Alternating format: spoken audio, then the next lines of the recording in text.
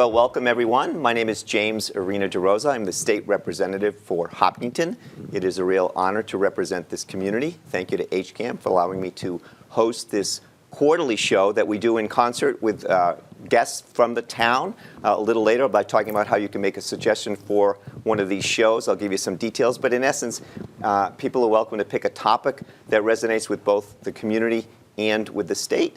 We've had some interesting conversations. Today we're going to be talking about Hopkinton's commitment to the arts. I want to first introduce our three guests. Darlene Hayes, long-time involvement in the arts here in Hopkinton. I've known Darlene for a while.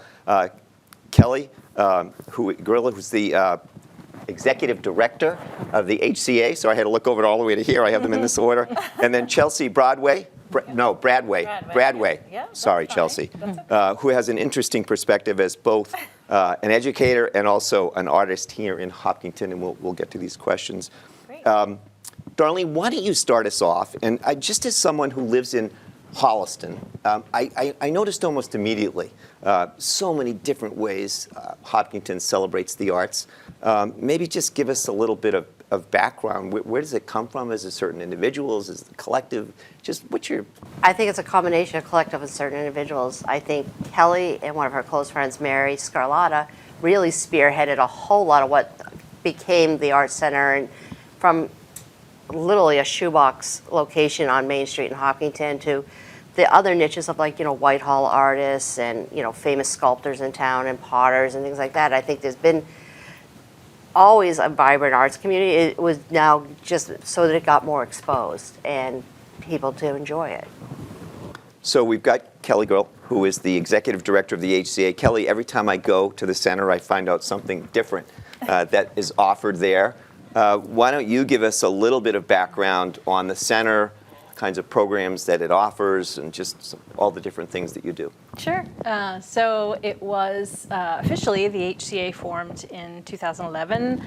Previous to that, there was an incredible group of people who had established it as a visual arts center in the Cultural Arts Alliance. And when we came over as the performing arts arm, we wanted to make sure we had all the arts under one roof and something for everyone. So there's an education piece in the visual and performing arts, in visual art, music, theater, dance, and ceramics. And then on the performing arts side, there are concerts and theatrical performances. We do 12 a year, and there are comedy shows, events, and then we have an amazing gallery space that Sarah Alexander, who's our director of the gallery, has 9 art exhibits a year. So the real focus of, I think, the Art Center is community and bringing community together and trying to celebrate all of the different abilities, all the different people in our community.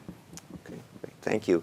And I know the center's getting a little tight on space. Yeah. And I know there'll be more conversations about this particular issue in the months and years ahead, but I wanted you to talk a little bit. First of all, how many people a year use the center? I was just blown away when you first told me that. Yeah. Please mention that. But then talk about this idea of perhaps expanding the center, maybe looking for space, some ideas that are on the table. And then, I don't know where it is, and Darlene, you might have some thoughts on this too, the idea of a cultural district in town. Why don't you talk a little bit about that? Sure. So to your point, I think it's really important that we continue to try to make sure people know, even though our name is Hopkinton Center for the Arts, we are a regional arts center. We see people from 340 different communities. At last count, visitors top about 30,000 a year that come through our space, whether it's a class or an event or a show. And we're always continuously amazed by that. As far as the space, because we do so many different things, it's sometimes been challenging to have enough space for all of the different things in dedicated space. So we are actually currently renting space at 34 Hayden Row for our ceramic and dance studio. And we are we can talk about that too, but we are looking to add additional space. We're never going to leave where we are as far as the education piece, where the high school is. That's always going to be our base. But it's not big enough. So we are going to be moving our dance program specifically once we renovate it to center school. Terrific. And where's that process? So we just started. Okay. We were really very pleased by the support of the town, and particularly the CPC, the Community Preservation Commission, has allocated dedicated funds to renovating that front structure of the building. It was actually built in 1928, so we would love, to use a goal of 2028 to be in there in the 100th anniversary, and we would take down the back two pieces, which were built later. The big hairy dream is to build a full 350-seat black box theater behind that, because that's what we're finding in our current space. It's really challenging to, we have a concert on a Friday night and we have a theatrical performance the following weekend, and it's really hard to fit it all in. And there's a need there, and fortunately a desire there. And where does that fit with a potential cultural district? Well, as Darlene is working on the committee with me, and we are applying this year for a cultural district. They have revamped that program so that it no longer has to be 1 square mile. What is wonderful about it is they look for an area in a community that is walkable, and that would be a dedicated space or area to arts and culture. And this district should, once we get through the application process, would encompass and start right there at the start line at Center School, go for a square mile, but it would also include the HCA as an anchor art organization and the future home of the International Marathon Center as well. Terrific. And I think there's been vision because of doing this from towns like Natick and Franklin, and seeing what they have done. The town has banners going down their downtown saying, "Welcome to the Natick Cultural District." Mm-hmm. You park at a meter and your little slip says, "Thank you for parking." But it helps brand. You go into Natick Town Hall and they have a gallery there of artist pictures with, they're for sale. They have the little bios on them. You go to their library and they have the same thing up. And that's kind of what spurred me saying, we've got to do this too. Great. Terrific. Good. Let's bring in our third guest. Chelsea, you have an interesting perspective. You're an educator, you're an artist. Tell us what you do, first of all, and then how you engage with the community here. So in Hopkinton, I am an educator. I'm not just in Hopkinton, but I teach at the Marathon School. I'm a preschool special education teacher. And I have been teaching, I think this is not just in Hopkinton, but I feel like this is my 27th year, I think. Long time. And what I love about preschool is there's very little rules, because I feel like in the way I present art to the children is there are very little rules, that anything can be an instrument to make something, and there are no mistakes. And I think that's really important to teach anyone from age 3 to 63 or 50, 93. Some people get very concerned about that, but so I've been in Hopkinton. This is my 8th year teaching there, and I really enjoy it. And I do art with my students every day, and not always make something that looks like something, which is I like the best. And I've taught my assistant teachers not to do it for them, which is hard. Cool. But when I'm not in Hopkinton, or when I am, I live in Southborough. I'm a resident of Southborough, and we're quite jealous, actually, of what Hopkinton does, and we wish that we could have something like that. I am an artist in Southborough, excuse me. I've been a photographer, but always kind of a weirdo, which I say is a positive thing, that I like to be a weirdo. And myself, Emily Van Noort, and Patrick Steele, who's my husband, we have a gallery. It's tiny, little gallery, little art space, where we're going to hopefully continue to do art classes. I will remain with the children, because that's my favorite, and the other teachers can do more of adults. But during that, we're starting to offer classes. It's hard when you have a full-time job and then you have another full-time job. I think one of the neat things was, I've been to your gallery, yes. but is that her first exhibit, with an artist, yes. was an artist that she met through the HCA. Yes, Who Carl. happens Fun. to live in Hopkinton, Yes. Oh, that's great. and that, Yes. they had but a couple days of a reception things Yeah. going for him, Yeah. but it was so, Yeah. because of the connection through the Hopkins Center Oh, for the Arts, absolutely. him Yes. exhibiting there and the connection that built. Oh, I'm so grateful for the connection to the H for many reasons. Had my own exhibit, have exhibited there before, and like I said, we're a bit jealous in Southborough. Say it's Although- yours. But we do come. We do come as well. Yes, Terrific. definitely. Darlene, you've been very involved on the Cultural Council. Tell us about the council, the kinds of things that it Well, does. I mean, I'm not on the council now. I But was for 6 you were, though, years. yeah. But I mean, one of my goals when I first got on it was that I had really liked when we had a couple of years of art on the trail.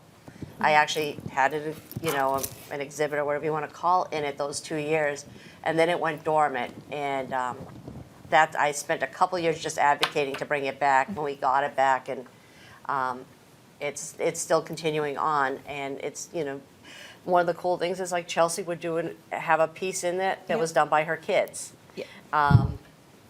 HCA had pieces done by the summer kids in it. So, and it was the thing about the HCA or the arts is all cradle to grave. It's anybody can participate in something and feel like they're part of it. Yeah. I mean, for me, it's a big mental health release. No, sure. So. And the council does a great job both giving grants but also securing grants. And it's just something to everybody in Hopkinton. Anytime you're applying for state grants, if I can be helpful, let me know. We're happy to write, call, and be supportive. I'm very impressed by that system. And I'm trying to get Holliston to do art on art. We have a really nice rail trail. You have an amazing. You actually do a great first night. But they have a pavilion where they have a great mural. But I'm like, you should come see what they do in Hopkinton. So, Yeah. so we'll We see. just got a Yes. mural at Sandy Beach. Yeah. The Oh, side of cool. the bathhouse got a mural great. from an Wonderful. artist from the Umbrella Art Center. Oh, in Concord? Yeah. Concord. Wonderful. Great. Kelly, we've got in front of the HCA is an iconic statue. We've talked a little about Bobby Gibb. Why don't you tell everyone what that statue is, some of the history behind it, why it's so important Sure. to the town of Hopkinton, and then I'll add a little bit about some other things that we're doing together. Sure. So that sculpture is of Bobby Gibb, who is actually the first woman to run the Boston Marathon, and she has an amazing story. And she came the night that statue was unveiled. It was commissioned by the 26.2 Foundation and lots of donors and people that came forward to make it happen. But the exciting thing about that statue is Bobby sculpted it herself. She's the artist. And yeah. people didn't realize that she was an artist. I mean, she's a many things. She's a scientist, she's an artist, she's a teacher, she's incredible. But it really is, it was very, very special. And we have been just grateful to be the caretakers of her for while she's waiting for her final future home. Yeah, no, for sure. And it's interesting, I had seen that statue so many times, but until you told me the story, I didn't realize she was also the artist, which is very cool. Yeah. And just to add to this, because we've talked a little bit with the 26.2 Foundation, and I've been working with them, with your office, with the town, and there's been this long-term interest to move the statue down to the Common. It's such a part of Hopkinton history, marathon history, and why shouldn't that statue be there with all the other wonderful statues that are there around the Common? So fingers crossed. I did get an earmark that will support the 26.2 Foundation in the town. The town has already secured the land and some of the development, but they needed some money to finish it. And so if all goes well, we'll be celebrating that in the next year or so. So some Very good news exciting. there, but very exciting. I wanted to come back to Chelsea. Yes, please. And I'm just fortunate. I happen to grow up in a home where the arts were celebrated, we were exposed to it, and I just have always believed in the education of the whole child. That there's just such value Yeah. for young people to get exposure to art. Agreed. First of all, just for its own sake and its Agreed. own enjoyment and pleasure. But we also know, so many studies have shown that young children, all children who participate in the arts, whether it's the performing arts, the visual arts, creative arts, they also do better academically. And Yes. I wanted you to talk just a little bit more about sort of your experience with Sure. children and some things that you've done and exposing them to things here in Hopkinton. But yeah, go ahead. Yes, of course. So Darlene touched base on it a little bit. So the 26.2 Foundation and the HCA around the Hopkinton Marathon has a wing foot exhibition. So the last year was their first year, and just the preschool, we took found materials and used them as a stencil, and then they painted on them. So it came out to be this multi-layered, very colorful winged foot, and we had so many that we did the other side. So that's one way, and then not this, so last year and the year before, I also did a mural on the fence of EMC Park. Yeah. So the very first year, again, was any person from 3 to 23 or 22 who is neurodivergent.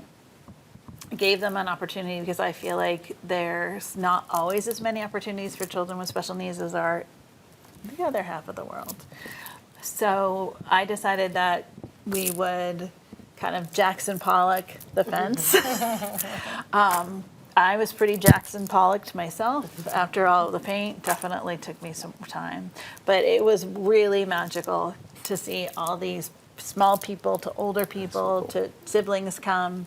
And it's layer upon layer. That's never coming off. Like there's so many layers. And then a wonderful woman, Jen Holiday, had a friend of her son's we decided on a quote, and he wrote the quote in his own handwriting, and then she projected it and she painted it on. So there's a quote. Please don't ask me what it is because I can't remember right now because I'm nervous. But it really was beautiful.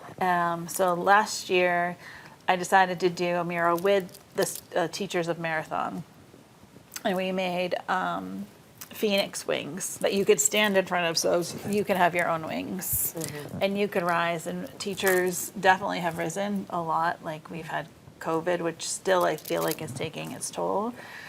But just to celebrate them and say, you're important, you're amazing, like you keep rising from the ashes no matter what happens to you. So we did that. I had a thought for this year, but I didn't get in the deadline. Uh-oh. That's okay. It's all right. Okay. But they keep adding every year. I've been a Yes. couple times. It's wonderful, and I've seen the wings, and now I'll know it's you and your Yes. team with the Yeah. Jackson Pollock You had looks. wings on Art on the Trail. Yes, And you had yes. some that were the height for children and some for the height for the Yes. adults. And it was Yep. probably one of the most popular ones where people were Oh, taking I love pictures that. of. Yes, yes.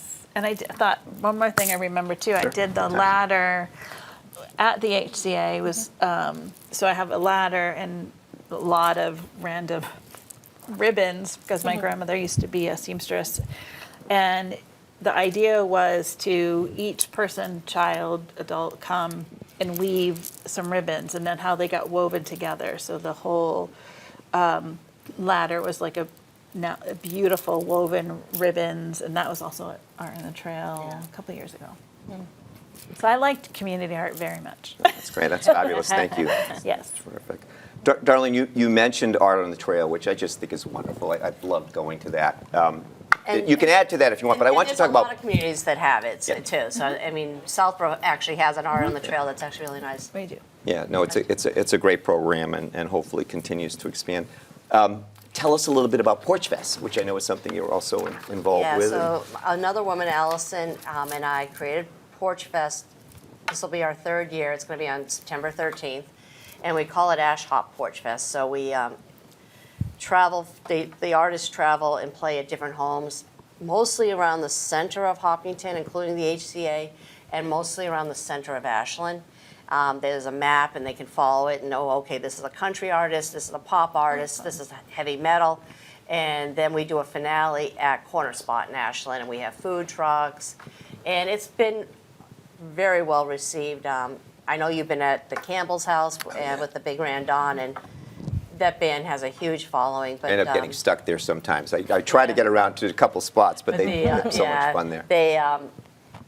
The finale itself, we've had upwards of 1,000 people at, and over 1,000 people that have Oh, wow. circulated around. This try to past make year, that. Elaine was very generous and offered up even the front of town hall was one site, the library was another. But it's spurs off of places like Jamaica Plain and Somerville that have Porch Fest that Alice and I have both been to, but we don't have the same kind of walkable community. So we try to pick an area where you can park your car, maybe get to one or two, then get in your car and go someplace else, and then throw a party at the end. Fabulous. Where's the finale this year? It's at Corner Spot in Ashland. In It's A- been at Corner Spot each year. Okay. The town of Ashland has been amazing to work with. Mike Hebert and his team have been awesome. They help us with, because we have beer and wine and liquor permits and get everything over. And we have an opening act there, and then we have a headliner. And those are the only artists that actually get paid. Great. No, it's- So, I'll try to get to the, I've been to Porch Fest a Yeah, couple times. We'll so- try to get to the finale this year and happy to be supported. Is there a link yet that you want to plug or is it not out yet? Or? There's a Facebook page. We have just started announcing a little bit. It's Ash Hop Porch Fest, and people can find it there. And I actually had 2 artists reach out today that want to play, so we'll start building the calendar. Wonderful. It'll come up fast, and I have a big vacation in August, and I'll be gone for half the month. So hopefully Allison and I can get this wrapped up to be successful. Most of it planned ahead of time. I know people have a great time with it, and so I'll And look forward to it. again. you guys, Holliston actually had a small porch fest years ago. It was small, but I mean, like Ricardo Barrazo from the Respite Center, he played at the Holliston Library. Yeah. So a lot of towns do It just community music. It was and fun. it was fun. And we did, I remember actually we had a couple of porches in our neighborhood offered, Mm-hmm. and we did have really enjoyed it. It was a good time.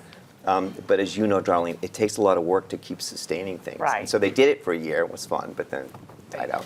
Maybe they'll. They they'll actually get it want to back. join the Ashland Hopkinton one. We just don't know if we have the bandwidth to do 3 towns. Yeah, that's a lot. Sure. Unless they can sort of take over the energy of trying to promote something locally. But yeah, that's interesting. That's good. Chelsea, any upcoming shows that you display? I think you might want to talk about. Go ahead. Yes, actually. So Darlene mentioned art. So in Southborough's Art on the Trails. So that is coming up starting June 14th and goes through September 14th. And so I'm usually the photographer. Well, I am the photographer, not usually. And last year I got in, but this year I also got in. And this year's it's called the number 9, which meant there is really no rhyme or reason to 9. It's just the 9th year. That's what Catherine Weber chose to call it this year. So I have an exhibit of, was literal for the first time in my life and made 9 different vintage antique windows and put different things in each window. And it's called Through the Looking Glass. So that will be on, June 13th starting. Then the Oxford Public Library has what they call Art in the Park. And I made, from last year, Art in the Trails, I don't know how to explain them, but they almost look like an old-fashioned shower, but they're much more attractive than that. Okay. Earth, wind, fire, and air. So fire is going there, and they're made of an old barrel ring, and then strips of wool fabric from when you would make back in the day, you would make wool rugs, which my grandmother had. So it was about legacy, and so all different colors. So red, the fire one is coming, which is all different reds and oranges and kind of browns, with some vintage jewelry that I found. So I like to use things that I've already found in the world, rather like not to say repurpose and recycle. So those good. That's great. things are happening. Fabulous. No, that's great. And I did want to give a shout out. I'm sure they'll do some promos for this, but Polyarts is celebrating its 50th anniversary on September 6th. Darlene, do you want to just give a quick what they do? I'm not on that committee anymore. But I know you used to be. So, but I Tell what it is. And I think the cool thing is that just like Porch Fest and Polyarts is an ad hoc committee of just some women that had put this together 50 years ago, and the legacy has kept going on. Actually, one of the women, Florence, died last week, who was one of the founders of Polyarts. Polyarts. Polyarts, yeah. And it has a life of its own. I mean, I think also just like the Family Day that the Friends of Hopkinton do, that it just builds energy. So there's things. One of the things that I focused on when I was on it was adding the community organizations to the perimeter of Polyarts, so that it used to be just true juried artists, but something more like for the kids. So the HCA was there, Project Just Because is there. So it brought a different vibrancy to it. That's right. And it also exposes them to the art. I mean, it's just a great Yes. interplay back and forth. It's an expensive day for me. Yeah. So we've got another minute or two, but Kelly, why don't you, I just want to make sure if people are interested in programs at the HCA, what's the best way to find out? And we can superimpose the website if we want, and then I'll do a wrap-up. Yeah, it's hopartcenter.org.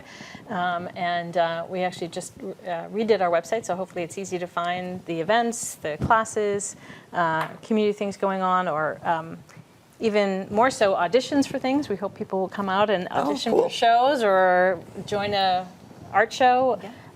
What we've noticed too recently is we're seeing so many more adults, particularly retirees, that are coming to us, and those numbers are growing like crazy. People want to be together and doing something creative. Yeah, keeps them Isn't happy there and like a healthy and active. Yeah. All That's good. lovely. Didn't you just start like a senior theater group too? We do have a senior That's theater group awesome. that is actually Senior Smiles. Are performing at it, and they're finding retirees to perform. That's great. awesome. That's wonderful. Well, thank you all for joining us on the show. I think we had a great show. Lots of good information that was shared.